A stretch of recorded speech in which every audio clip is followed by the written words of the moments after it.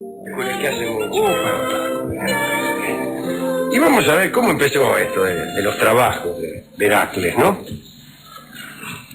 Y empecemos por cuando empezó a agarrar fama Heracles. Primero me imagino yo, habrá sido un muchachón cualquiera. Siempre fue medio violento. Sabemos las historias de su niñez, mataba víboras en la cuna, pero estas son cosas que se agregan después. La gente no sabía que Piuchu, mirá, ahí está el de acá al lado de Tirinto que mata víboras. No, eso se supo después, son inventos. Eso que todos los músicos tocaban la quena a los 2 años, esas cosas. No sabés, claro.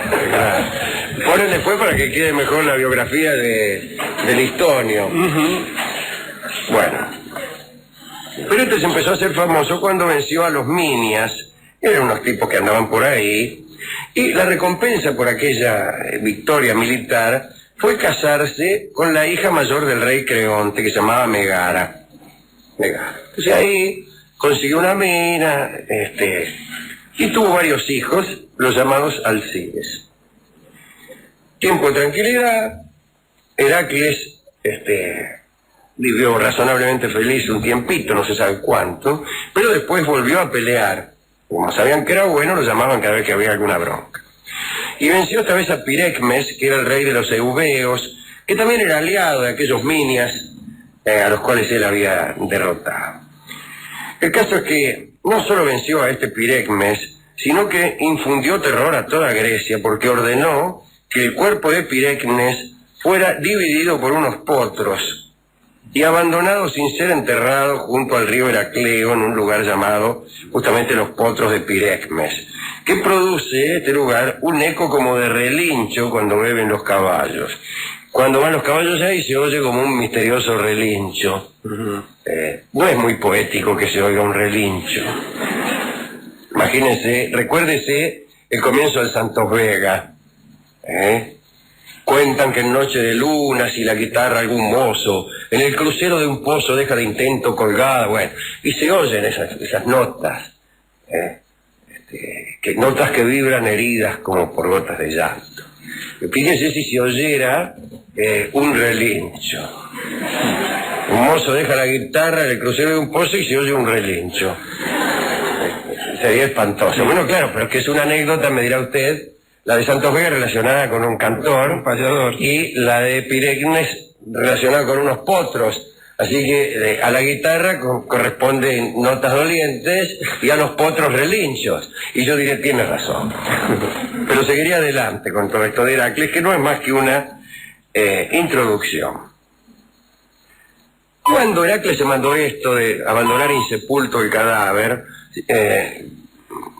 provocó el enojo de la diosa Hera. Abandonar un cadáver insepulto en Grecia era una cosa tremenda. Recordemos precisamente Antígona, ¿no es cierto?, que cuenta eso, la historia de una muchacha que desea sepultar a su hermano muerto y que el tirano se lo impide. Y Hera se enojó con Heracles y lo enloqueció. La locura era un castigo de los dioses en aquel entonces, no como ahora, que es materia de trabajo de los psicoanalistas. Pero la locura de Heracles lo llevó a cometer unos crímenes espantosos, porque tomó a sus hijos por enemigos, creyó que eran enemigos, y los mató y los tiró al fuego. Todo esto es convenientemente espantoso. Cuando el héroe recobró la razón, eso era lo bueno de ser enloquecido por los dioses, que uno también podía ser curado por los dioses.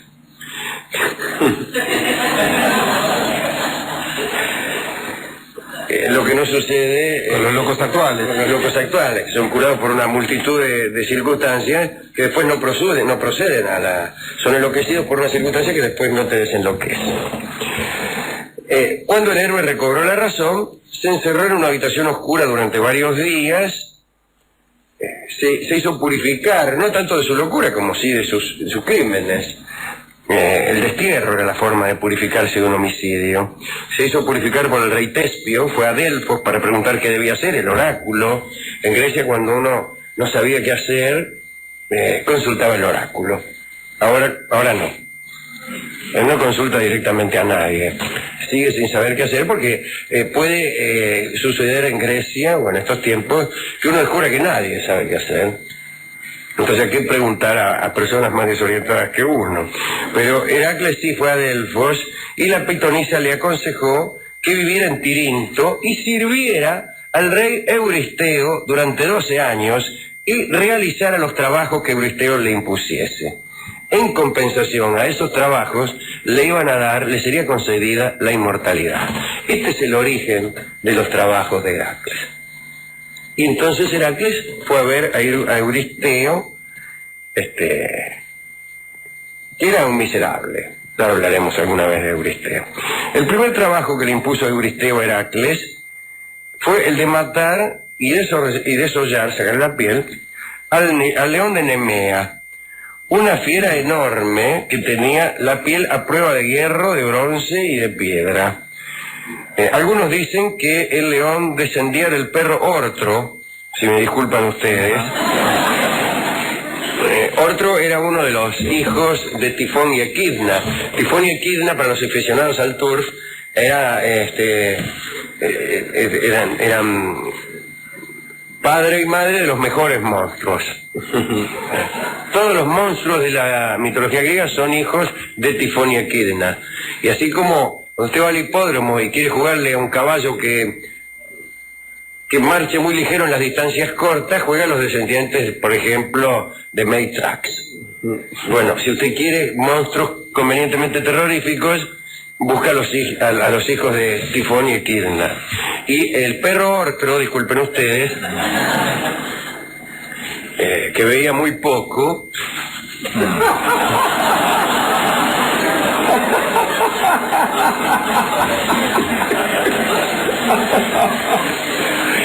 era un monstruo, hijo de Tifón y Equidna, y padre quizá del león de Nemea, donde el león de Nemea tenía un pedigrí, sí, claro, monstruoso, que acreditaba su ferocidad. Pues bien,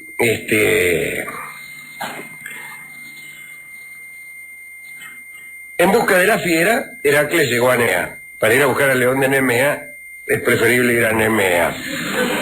Y llegó al mediodía, pero como el león ya se había comido a todos, no encontró a nadie que lo orientara. El león ya se había morfado hasta los orientadores. Entonces empezó a buscar. Primero registró el monte Apesas,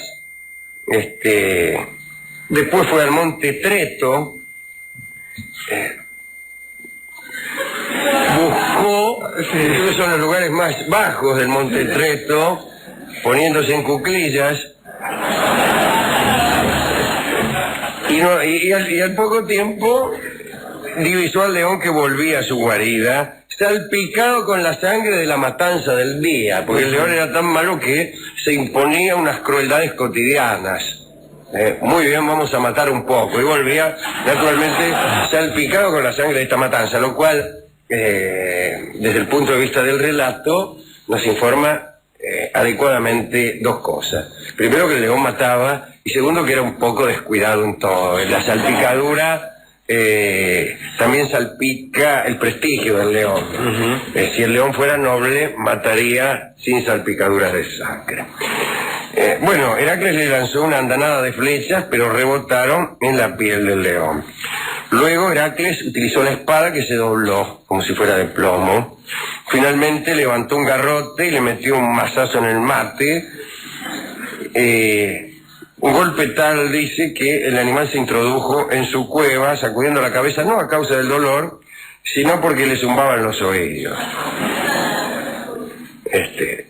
Heracles, desesperado, cubrió con una red una entrada de la cueva y lo fue a buscar por la otra. Tenía una cueva de 2 entradas el león allá en su astucia. ¿Qué tal, Sí.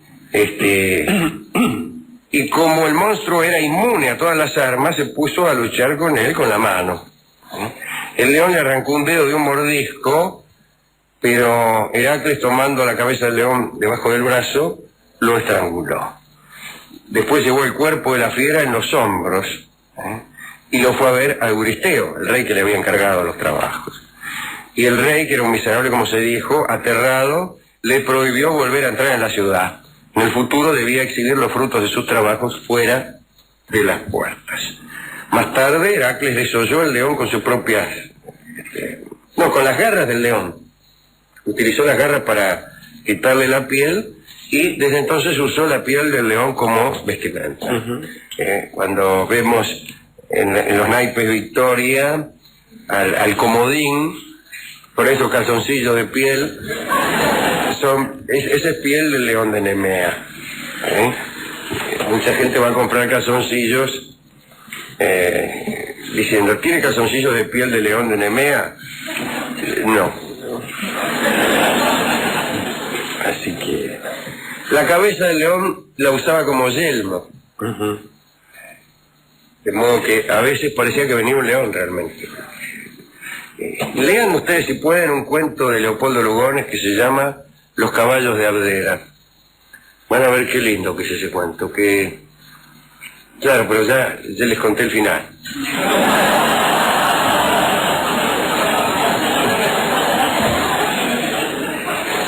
Haberlo relacionado con Heracles ya es contarles el final. Claro. Bueno, ¿qué va a hacer? Esperen mucho y después léanlo.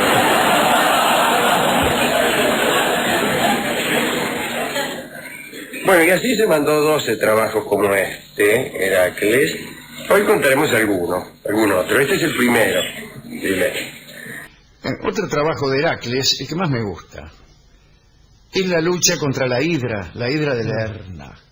La hidra era un monstruo convenientemente horroroso, inconvenientemente hijo de Equidna y Tifón, ya que todos los monstruos griegos eran hijos de Tifón y Equidna, una especie de pareja de pura sangre de monstruos. Qué pedigré, ¿eh? Hijo de, por ejemplo, de Embrujo y Platería, o de Selim, Asán y Yuca. Bueno, en este caso, todos los monstruos griegos son hijos de Equidna y Tifón. La hidra había sido criada por Hera, justamente la mujer de Zeus, para que sirviese de ayuda a Heracles. ¿Cómo? Dicen que la diosa la crió debajo de un plátano, cerca de la fuente de Amimones. Pero en realidad era una serpiente de varias cabezas. Esto de la ayuda de Heracles, no. Hera crió a la hidra, si es que la crió, para que destruyera a Heracles. Nadie se pone de acuerdo sobre cuántas cabezas tenía la hidra. Se ha dicho también que estas cabezas eran humanas. Algunos dicen 50, otros 34 y otros 14, digo por decir cualquier cosa. El aliento que salía de las fauces de la hidra, atención señora, era mortal, hasta el punto de que al acercarse a alguien y respirar aquella fetidez, moría. Te echaba el aliento la hidra y te morías. Parece que incluso con ese mismo aliento arruinaba cosechas y mataba el ganado. Para combatir a la hidra, Heracles recurrió a flechas encendidas, pero no le dio resultado. Después comenzó a cortar las cabezas de la hidra con una especie de cimitarra. Lo ayudaba su sobrino, Iolao, el hijo del mellizo mortal, del mellizo pobre, del hermano malo de Luis Andrini, que era Íficlo, ¿no? Bueno, esta ayuda era muy necesaria, porque cada vez que cortaban una cabeza, le salía una nueva a este desagradable batracio. Quiere decir que no solo era innecesaria la ayuda de Iolao, hemos dicho que era necesaria, pero me parece que más bien era inútil. O sea que si cada vez que cortaba una cabeza le crecía de nuevo, podían estar así durante todo el libro. Pero para impedir que esas cabezas renacieran, Heracles pidió a Iolao que incendiara un bosque vecino. Dijo, andá, dice, por favor, Iolao, incendiame el bosque vecino. Entonces, con auxilio de los tizones, procedieron a quemar cada corte de cabeza. Cada vez que cortaban una cabeza, al muñón le ponían un tizón. Lo cauterizaban. Esto es un ripio de la historia, una comodidad. ¿Cómo sabía esto Heracles? ¿Cómo sabía que con un tizón en el muñón, una cabeza pertinaz iba a dejar de salir de nuevo, que tenía mucha experiencia en cabezas que surgían del mismo lugar donde se las cortaba, no me imagino. Bueno, eso es trampa. El caso es que otros decían que la cabeza del medio, es decir, esto implica un número impar de cabezas, era inmortal. Sin embargo, Heracles, cuando cortó esa cabeza, que era inmortal, la enterró y le puso una roca encima. Pero esta cabeza no es que resurgía, ¿me entiende? Cortaba la cabeza inmortal, no le salía, pero la misma cabeza era inmortal, así que todavía debe estar viva, aunque enterrada, como tantos de nosotros. Así que le puso una roca muy pesada, por más que la posibilidad de movimiento de una cabeza sola es bastante reducida. ¿Con qué camina una cabeza? ¿Con la glotis? ¿Se come una tortuga? No lo sé. Bien. Así que atención a aquellos que acostumbren a remover rocas, porque puede encontrarse con la cabeza del medio de la hidra. Así que bueno. El caso es que Heracles empapó sus flechas en la sangre de la hidra y las convirtió en venenosas. En el resto de los trabajos utilizó estas flechas envenenadas para atacar a sus enemigos. En su lucha contra Heracles, Hera había mandado a la hidra un cangrejo gigante. Y este cangrejo mordió a Heracles en el talón, pero Heracles lo aplastó. Poco digno de una diosa. Esta ayuda, ¿no? La hidra gritaba: no me ayude más, señora. Mandó un cangrejo, duró 2 líneas. Lo mordió en el talón y el tipo lo aplastó. Nada, ¿qué hice? Los trabajos de Hércules, o de Heracles, que siempre contamos como 12, eran en realidad 10. Pero el rey Euristeo, que era el que controlaba, no contó 2 de ellos. Uno fue este. No lo contó justamente porque se hizo ayudar por su sobrino. Y después no contó la limpieza de las caballerizas de Augías, porque para limpiarlas desvió un río. Entonces le encajó 2 más. Hay también una interpretación ebemerista del mito de la hidra. Ebemero fue un señor que explicaba que todo mito tenía una base verdadera, etc. Bueno, parece entonces que Lerno era un señor que tenía 50 arqueros que lo defendían, y que cuando uno moría era reemplazado por otro, etcétera, etcétera. Después, entonces, la hidra representa los arqueros de Lerno. A mí el que me gusta es el quinto, es un trabajo asqueroso, y por otra parte implica un litigio. No se lo reconocieron. Vamos a ver. El quinto trabajo que es limpiar las caballerizas del rey Augías o Augías, nunca supe cómo era. Euristeo, que le había impuesto este laburo, se imaginaba alegremente el asco que sentiría Heracles al tener que cargar el estiércol de los establos en cestos y llevarlos lejos de allí en hombros, etcétera, ¿no? Eran para denigrar lo que Euristeo le había mandado a limpiar el estiércol de las caballerizas del rey Augías. Augías, por cierto, era el hombre más rico del mundo, probablemente, porque tenía manadas y rebaños como nadie. Por designio divino, sus animales eran inmunes a todas las enfermedades y eran inimitablemente fértiles. Me gusta él, me gusta como está dicho. Pero los establos de Augías o de Augías no se habían limpiado por muchos años, y aunque el olor apestoso no afectaba mucho a los animales, parece que se había difundido por todo el Peloponeso. La península esa que está al sur de la Hélade tenía un olor que no se podía. Todo por las caballerizas del rey Augías. Que el olor a estiércol invada toda una península es una cosa. Hay que Eso se llama. Bien. Además, los prados del valle estaban cubiertos por una capa de estiércol tan espesa que no se los podía arar para cultivar los cereales. Y que si no llegabas a la tierra, te quedabas ahí nomás. Bueno, Heracles llegó, saludó a Augías desde lejos y se comprometió a limpiar los establos antes del anochecer, a cambio de la 10ª parte del ganado. Era mucho, la 10ª parte del ganado en unas manadas y rebaños que eran las más grandes de la tierra era mucho. Augías empezó a reírse y llamó a Fileo, su hijo mayor, para que fuese testigo del ofrecimiento de Heracles. Por consejo de Menedemo y con ayuda de Iolao, que era el sobrino, Heracles abrió la pared de los establos en 2 lugares y luego desvió, ya sabe usted, los ríos vecinos, el Alfeo y el Peneo. Las aguas corrieron a través de los establos, los limpiaron y luego limpiaron también los rediles, los pastos del valle y todo. Es una obra hidráulica, hizo Heracles, en vez de andar con pala y rajuneando el piso, como otros, ¿no? Y así Heracles realizó este trabajo en un solo día, saneando el territorio y sin siquiera mancharse el dedo meñique, que probablemente era el que le había arrancado el león de Nemea.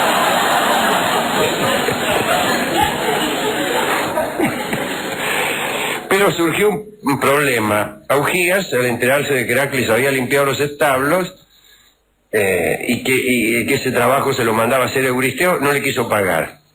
Incluso se atrevió a negar que Heracles había cerrado un trato. Tanto es así que se dice que los trabajos de Heracles eran 10, no 12, y que este era uno que no se le contó, y hay otro que no me acuerdo cuál era, que tampoco se le contó porque eran todos muleros. Así que desde luego no se llevó la 10ª parte del ganado de Augías. Así que Augías decía que los dioses fluviales habían hecho el trabajo y no él, que los ríos eran dioses, bueno, todas esas cosas. Usted sabe cómo es uno cuando no quiere pagar, dice que los ríos son dioses y no te pago. Hasta el paga. Bueno, pero ese es un trabajo que me gustó, a pesar de que no se lo contaron, y que no consiguió la 10ª parte de aquellos rebaños. Pero la región quedó muy saneada y ahora usted va por el Peloponeso, que es una vasta península, y puede oler en cualquier parte sin que tenga que someterse al terrible hedor de aquellas caballerizas del rey Augías.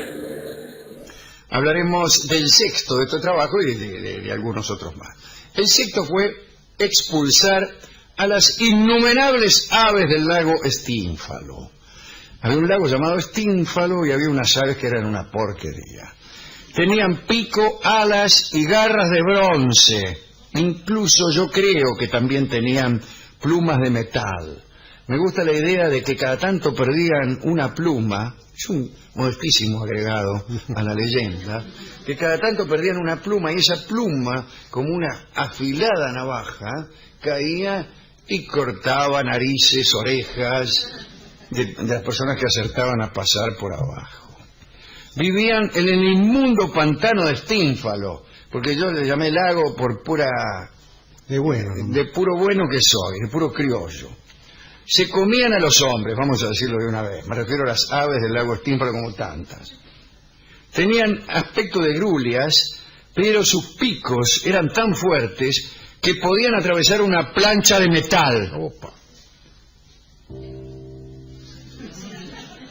Parece que se criaban en Arabia, provenían de Arabia, y allí también atacaban a los hombres, pero los árabes eran diestros en la construcción de unas corazas protectoras hechas con corteza trenzada, donde finalmente se atrancaban los picos de las aves estinfálidas.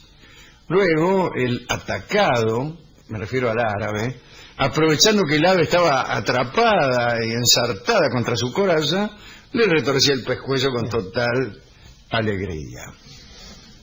En el pantano de Estínfalo, estas aves procreaban y de vez en cuando remontaban vuelo en enormes bandadas para matar hombres y animales.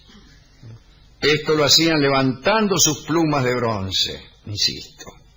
Y parece que, además, otro detalle ominoso, el excremento de estas aves era venenoso para el que era alcanzado por estas deposiciones aéreas. Cuando Heracles llegó al pantano, se vio en la imposibilidad de atacar a las aves con flechas, pues primero eran muchas y después tal vez las flechas no alcanzaban a atravesarlas. Además, el pantano no era muy sólido como para que un hombre pudiera caminar sobre él, ni tan líquido como para utilizar una embarcación. Era una especie de dulce de leche que no sirve ni para navegar ni para caminar. Mientras Heracles permanecía en la orilla sin saber qué hacer, la diosa Atenea acudió en su ayuda y le dio una matraca. La matraca la había construido Hefestos, ¿no? el dios más industrioso del Olimpo.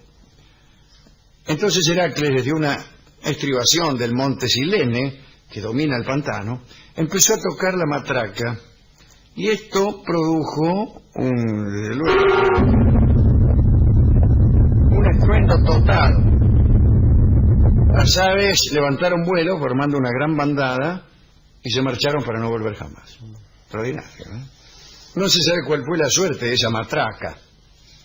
Siempre todo se pierde con enorme facilidad.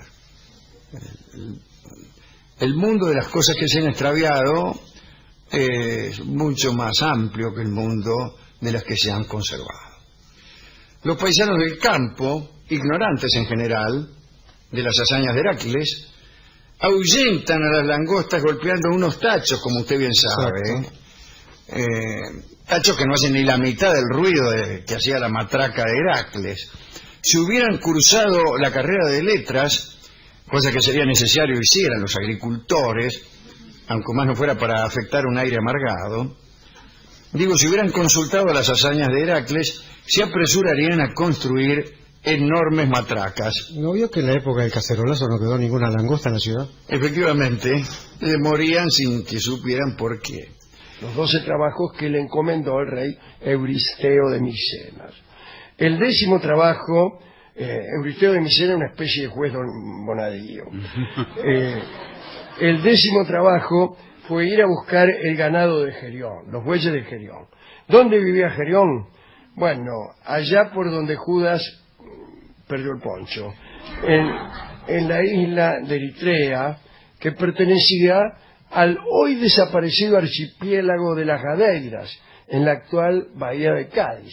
Hoy desaparecido archipiélago. Hágame acordar que un día hablemos de este antiguo archipiélago que ya no existe más. Lo sacaron. No lo sacaron. Sí. Así como te sacan un almacén o un cine para poner un estacionamiento, te sacan un archipiélago. Bueno, parece que recuerdan ustedes al perro Ortro. Sí. No otro. No.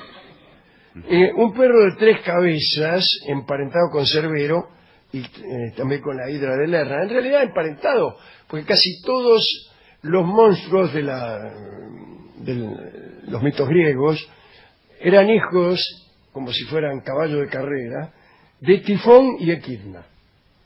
Cada vez que Tifón y Equidna se juntaban, engendraban un monstruo floritruco. Y aquella península lejana donde vivía Gerión era el escenario privilegiado para los trabajos de los héroes, en tanto que era el límite extremo del mundo conocido. Así que si un trabajo es difícil, y además es lejos, bueno, es más difícil todavía. Por ejemplo, la manzana de las Hespérides era en España. ¿Y qué eran las manzanas doradas de las Hespérides?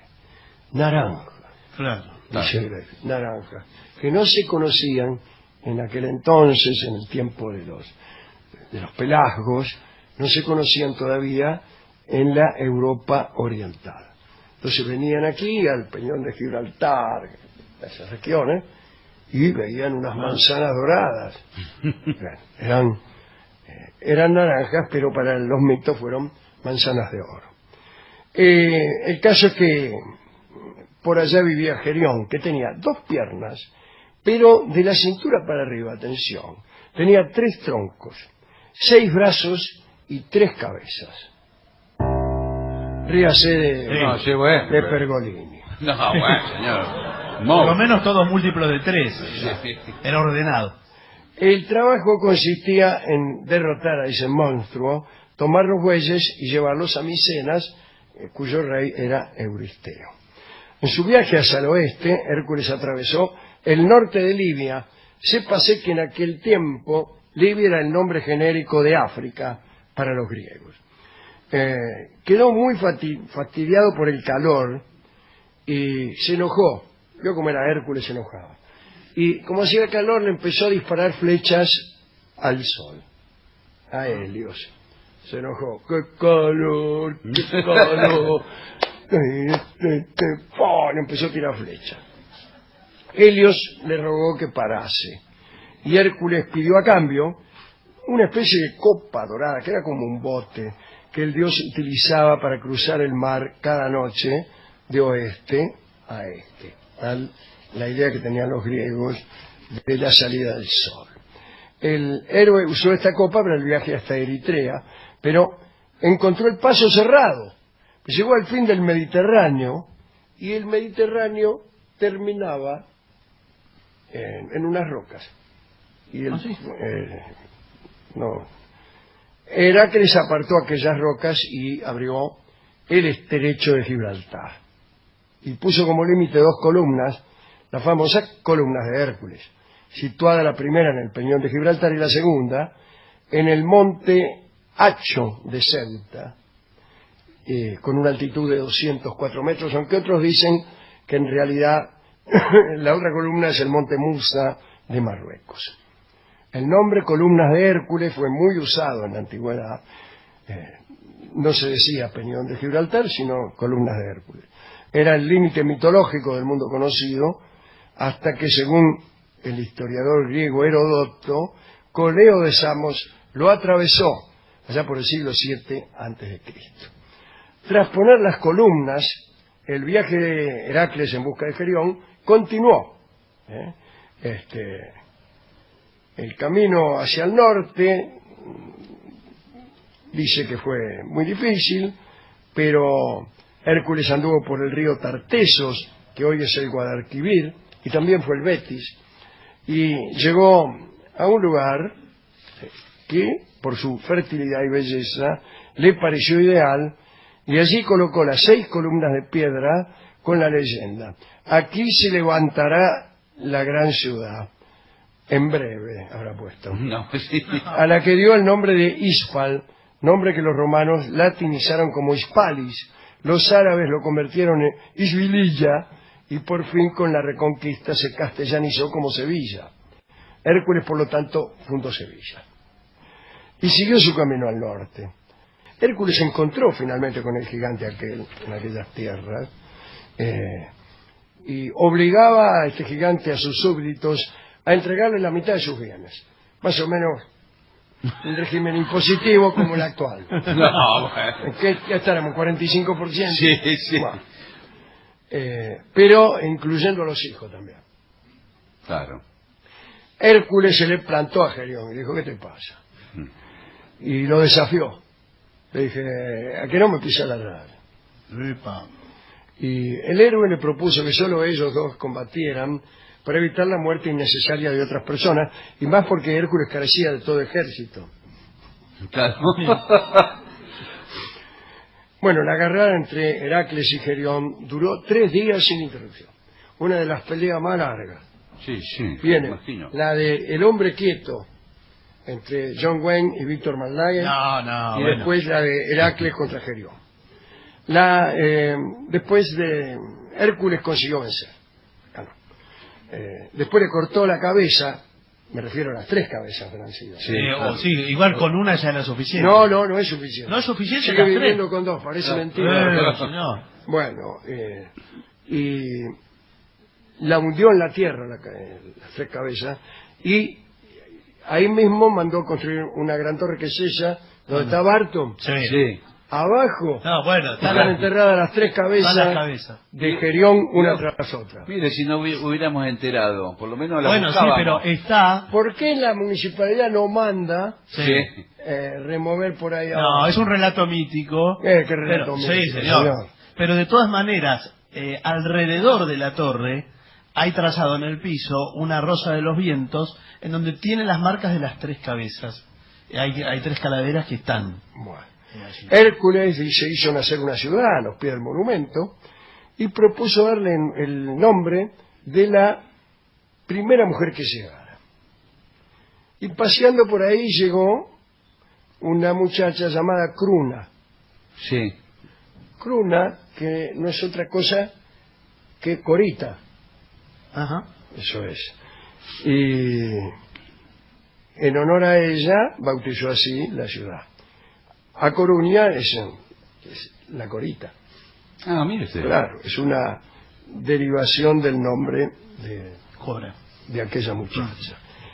El 11º trabajo consistió en conseguir las manzanas de las Hespérides, los frutos de un manzano que en realidad eran frutos de oro y eran el regalo de bodas que la Madre Tierra hizo a Hera cuando se casó con Zeus.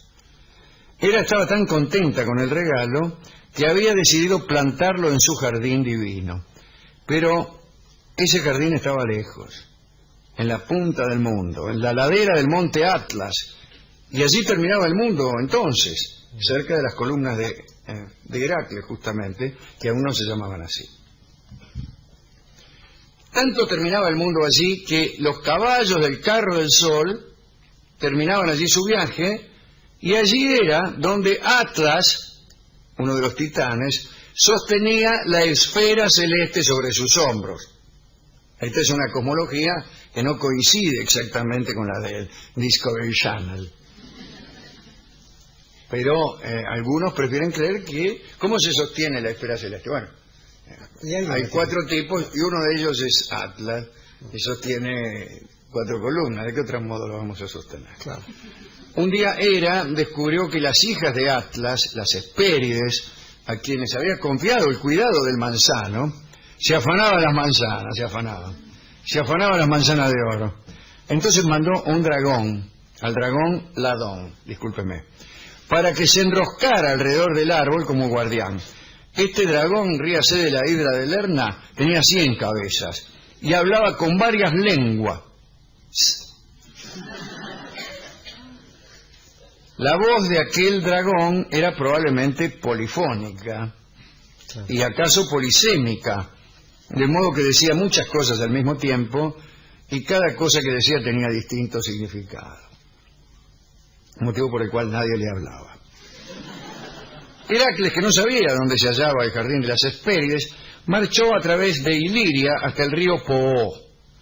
Hay también aquí una geografía fabulosa, donde los ríos nacen donde le conviene al mitógrafo. Bueno, se encontró a Heracles con el dios marino Nereo, que le dijo que si iba en busca de las manzanas de oro, no las arrancara personalmente, porque algo malo le iba a pasar, sino que empleara algún comedido. Y el mejor, según le dijo Nereo, era Atlas, que estaba por ahí cerca sosteniendo la bóveda. Entonces,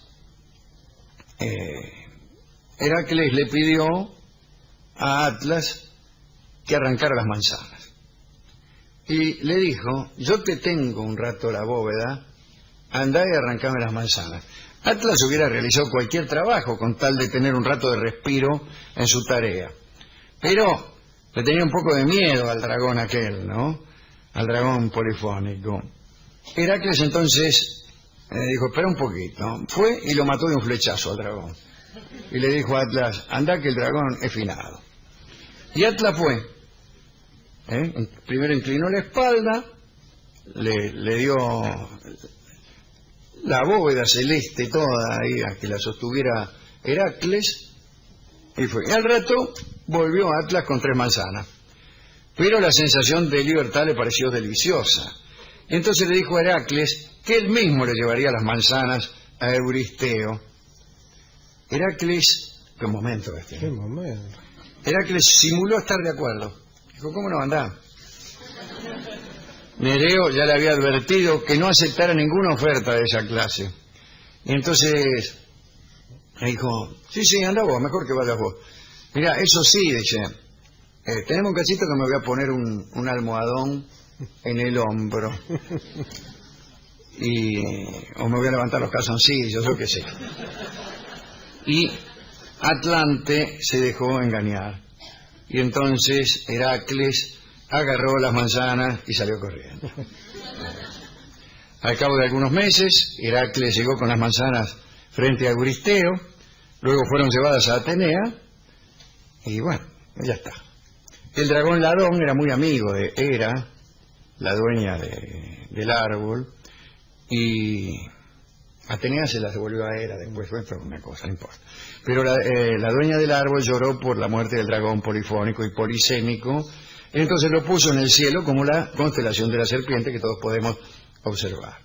Graves también tiene una teoría ebemerista acerca de estas manzanas que crecían en el oeste del mundo conocido, en el lugar donde moría el sol y se suponía iban los muertos también, ¿no? Pero ese lugar era también España. Y parece que en la antigüedad clásica, o poco antes, las naranjas no eran conocidas en Europa, pero sí en el oeste, en España, en las islas, en el norte de África. Y los primeros viajeros tomaron aquellos frutos cuando los vieron por manzanas de oro. Les pareció que eran manzanas, pero de oro. Esa es la explicación que da Graves a este mito, y a él le parece que en este solo caso la explicación ebemerista es más bella que la fábula, porque la metáfora es hermosa, ¿no? Una manzana de oro. El idioma francés está lleno de eso. Y finalmente, hablaremos del último trabajo que debió llevar adelante Heracles, que era esto, ir a los infiernos y traer desde allí al perro Cerbero. Ante todo, buenas tardes. Ante todo, Heracles se hizo iniciar en los misterios de Eleusis, que enseñaban a los creyentes la manera de llegar con plena seguridad al otro mundo después de la muerte. Es decir, si usted se muere y no está iniciado en los misterios de Eleusis, por ahí se pierde.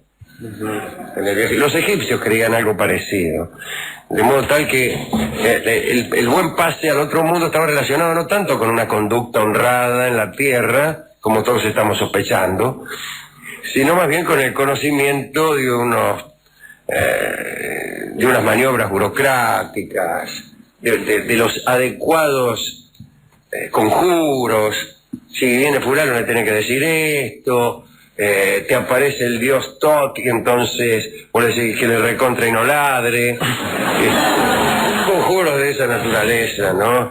Mita al medio, buena al tiro, esas cosas. Pero bien, se inició en los misterios de Eleusis toda vez que tenía que ir al otro mundo para traer al perro Cerbero. Y entonces descendió al Tártaro desde el Ténaro Laconio. Hay varias puertas del infierno, ya lo saben ustedes. Yo he conocido algunas. Al verlo llegar a su reino, los muertos tuvieron miedo y rajaron. Estaban en el infierno ahí, sufriendo tranquilamente, cae Heracles. ¿Para tener miedo en el infierno? ¿Y por qué tiene miedo uno? Porque le prometen un mal inminente. Para que algo sea un mal tiene que ser un empeoramiento de la situación. Quiere decir que para meter miedo a un tipo que está ardiendo en su propio jugo, hay que meterle miedo, Llamo la atención sobre ese detalle que no ha sido anotado convenientemente. En realidad hubo solo dos muertos que no le tuvieron miedo y lo esperaron. Una fue la gorgona Medusa, aquella cuya cabeza revoleaba Perseo. Y el otro fue el héroe Meleagro. ¿Se acuerdan de Meleagro? Aquel cuya vida dependía de un tizón. Se iba a mantener vivo mientras ardiera un cierto tizón. La madre, cuando supo esto, apagó el tizón y lo guardó en una caja. Pero después, con el tiempo, Meleagro hizo sonar a un tío, y la madre se enojó y volvió a tirar el tizón al fuego, y adiós Meleagro. Bueno, pues bien, Heracles desenvainó su espada para atacar a Medusa, pero Hermes, que lo guiaba, le dijo que era apenas una sombra. También intentó atacar a Meleagro, pero Meleagro se le acercó, lo chamulló y le contó su desgracia, tal como yo acabo de contarla. Y lo hizo en términos tan conmovedores, mucho más que los míos probablemente, de modo tal que Heracles no pudo contener las lágrimas. Incluso le preguntó si le quedaba alguna hermana, que es lo que suele preguntarle uno a un muerto que se encuentra en el infierno. Y Meleagro le contestó que efectivamente Deianira aún vivía, y el héroe le prometió al muerto casarse con ella. Ya sabemos lo que le pasó después, pobre Heracles, cuando se casó con Deianira, pero de eso hablaremos algún otro día. Más allá, en el infierno, encontró a Teseo y Piritoo, aquellos amigos que estaban vivos, habían ido también antes que Heracles, pero Hades, el rey del infierno, los tenía encadenados a las sillas crueles. Hemos hablado de las sillas crueles, que son esas sillas en que vos te sentás pero no te podés levantar. En las oficinas hay personajes que parecen atados a las sillas crueles porque siempre están sentados a su escritorio y se los conoce vulgarmente con el nombre de cola de fierro, por no decir otra cosa. Bueno, ahí estaban Teseo y Piritoo. Heracles,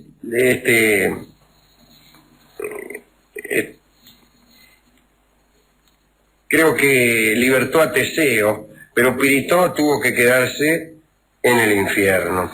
Me parece que cuando lo levantó a Teseo, él lo hizo con tal violencia que un pedazo de la cola de Teseo quedó adherido a la silla cruel. Y explican todavía los griegos por qué los atenienses suelen tener la cola muy flaca, porque son descendientes de Teseo. El procedimiento para explicar las leyes de la herencia es absolutamente inadecuado. Sí. Es como si los hijos de Heracles hubieran nacido sin el dedo. Claro. Pero bueno, así explican los atenienses la carencia de cola de los nacidos allí, que es proverbial. Bien. Bueno, después siguió por ahí, dio libertad a Ascálafo, que permanecía allí cumpliendo la pena, aprisionado bajo un enorme bloque. Bueno,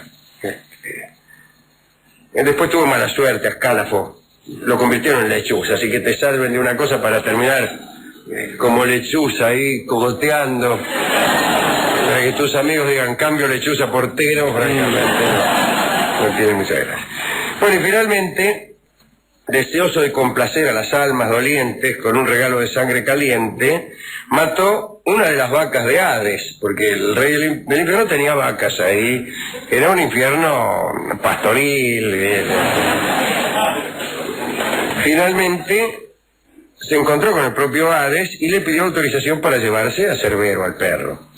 Y el dios Hades accedió, pero con la condición siguiente: debía dominar al animal sin recurrir a sus armas habituales, revestido simplemente con su coraza y su piel de león. Heracles encontró al perro encadenado, sin vacilar lo agarró del cuello, del cual salían 3 cabezas, cada una con una adecuada cabellera de serpientes, tenía una cola cubierta de púas y un aliento que ríase de las caballerizas de Augias. Bueno, al final le ganó Heracles. Subió a la tierra con Cerbero a la rastra, cruzó el río Estigia sin peligro, aquel río de olvido, ¿no?, con la ayuda de Atenea. Como Cerbero se resistía, ladrando furiosamente con sus 3 bocas, le encajó una patada a Heracles y la baba de Cerbero voló por los campos e hizo brotar una planta venenosa que se llama acónito, que como todos saben no proviene de una semilla, sino de la baba del perro Cerbero, no como sostienen algunos botánicos supersticiosos. Finalmente, Heracles llevó a Cerbero a Micenas. Euristeo era el rey de Micenas. Y Euristeo se aterrorizó tanto que se metió adentro de una urna de bronce que había construido especialmente para esconderse, ¿no? Y como no sabía qué hacer con el perro, Heracles, como había terminado su misión, se lo devolvió a Hades. Se lo devolvió al rey del infierno. Y Heracles volvió a Tebas una vez terminados sus trabajos. Su mujer era Megara, entonces tenía 33 años, y él se la pasó al sobrino, a Iolao, que tenía 16. Y luego buscó una esposa más joven y más afortunada.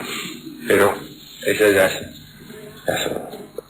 tuvo otras esposas, la última de las cuales fue justamente la hermanita de Meleagro, de Yanira, cuyos celos vendrían a causarle la muerte. Pero esa es otra historia. Hemos contado el primero, el quinto y el último de los trabajos de Heracles, y también la razón por la cual se sometió a ellos. Quería ser inmortal. Le habían prometido la inmortalidad si cumplía con aquellos 12 trabajos que, insisto, creo que eran 10, y después le anularon 2. Y tuvo que... Así que me gustó esta historia. Lo que más me gustó es que entrar al infierno y que los muertos tengan miedo. ¿De qué va a tener miedo un muerto? De morirse. Insisto sobre esto, sobre que el temor es hijo de la promesa de un mal. Incluso a mí se me ocurrió que en el infierno uno no puede ser amenazado. Pero Heracles era tan terrible que incluso le metió miedo a los propios réprobos. Aunque ya se sabe que el infierno griego era un infierno como el infierno argentino, ¿no? Donde no había verdaderamente diablos ni tipos asados. Esa es la verdad. Había unas almas melancólicas que decían por allí que era preferible ser esclavo en la tierra que no rey en el infierno. Más bien lo que tenían era una enorme melancolía, y ahí sí es posible asustar a un melancólico haciéndole Pues, ¿a quién dedicar esto? A nuestro amigo Heracles de Tirinto. ¿A quién más? A Meleagro, pobre, ¿no? Que la madre se le enojó y le tiró el tizón del que dependía su vida al fuego. Eso es lo malo de hacer depender la vida de algo sujeto a ajenas voluntades. Por eso es preferible que nuestra vida no dependa de un tizón, de un amor. Hay que hacerla no depender de nada. Pero lo malo es que cuando una vida no depende de nada, ya no es una vida. Así que es preferible morirse como Meleagro, andar viviendo ahí sin que nadie tire el tizón al fuego. Nada, no tengo más. Dedicar al perro Ortro, a ese hijo de Tifón y Equidna, a ese perro que veía poco, sí. Hay una... Esta actitud, ¿no, Alejandro, de Heracles, para emprender algo que ya de por sí es muy complejo, meter complejidades aún mayores. Es decir, el tipo tiene que ir a hacer un trabajo y primero se inician los misterios, después va y no solo agarra al perro, sino que libera algunos. Libera algunos tipos. Claro. ¿Quién le mandaba a liberar a Teseo? O a interceder por Pirito, o a matarle una vaca a las almas dolientes. Claro. Nadie, pero el tipo iba y decía, bueno, vengo a rescatar a Cerbero, pero ya que estoy, hago más. Claro. Y fíjate, por ejemplo, lo de las caballerizas. Desviar 2 ríos es más difícil que limpiar la caballeriza, tal vez. Digo, probablemente. Entonces, bueno, esta gente que se toma más trabajo... Bueno, pero en otros trabajos incluso llegó a sostener la esfera celeste por un rato. Que no es poca cosa, digo. Yo que no he pasado de un rompero. Pero me parece que cuando fue en busca de la manzana de las Hespérides, estaba, qué linda historia que es esta, estaba Atalante, Atlas, que había sido condenado a sostener la esfera celeste. Estaba ahí, sosteniéndola ahí, por la eternidad. Más que pesado, es aburrido sostener la esfera celeste. Al cabo de unos milenios uno ya empieza a sentir que le duele. Y entonces, Atlas le pidió que se la sostuviera un rato.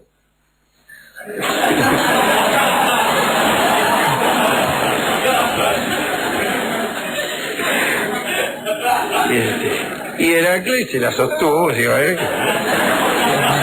Y se avivó. Digo, este me va a dejar acá De garpe. pegado. Y le dijo, pará, dice que me voy a poner una almohada. Teneme que buscar una almohada. Y el otro, que era más gil que Heracles todavía, La agarró de nuevo. se agarró de novio, Heracles salió rajando, y ahí está todavía Atlas sosteniendo la esfera celeste, pero no está mal, dice, el tipo iba con la manzana. Y dijo, no, ¿querés que yo te sostengo un rato la manzana? Y pues en esta actitud de ir un poco a más, ¿no? Pero digo, en el mejor de los sentidos. Sí, claro, No de esquivar dificultades, sino de, bueno... De buscarlas, de buscar problemas, que es una actitud intelectual, en otro sentido, en sentido alegórico, mucho más seria que la de buscar soluciones. Ver problemas donde otros no ven nada. Soluciones, cualquier burgués tiene soluciones. Llueve, se pone un paraguas. Eso es la actitud intelectual burguesa es la de evitar problemas. Mejor no pensar en ello, dice. Pero bueno, en cambio, el intelectual audaz va buscando problemas. Hay gente que tiene solución para todo, incluso allí donde no hay problema. Bien. Hemos ido, ¿qué música utilizar? Se preguntará usted. Sí, la verdad. Hemos ido a la discoteca a ver si había tangos de Heracles, pero no hay. No. Ahí vamos a tener que decirlo de una vez, no hay. En cambio, hay una milonguita que canta don Alberto Merlo, que es muy divertida, y que tiene por título lo que bien puede ser un apodo para Hércules, que es El Poderoso. Así que esto es lo que nos han dado en la discoteca. La milonga El Poderoso, cantada por Alberto Merlo, dedicada a Heracles de Tirinto, dedicada a aquellos que cuando les encargan 12 trabajos hacen 24, aquellos que buscan problemas más que soluciones, aquellos que sufren por el sufrimiento ajeno, aquellos que están siempre preparados a liberar a Teseo, aunque tengan sobre sí la pesada carga de rescatar a Cerbero de los infiernos. Aquellos que no se lamentan por sus cruces, sino que más bien se comiden para acarrear las ajenas. Adelante, don Alberto Merlo.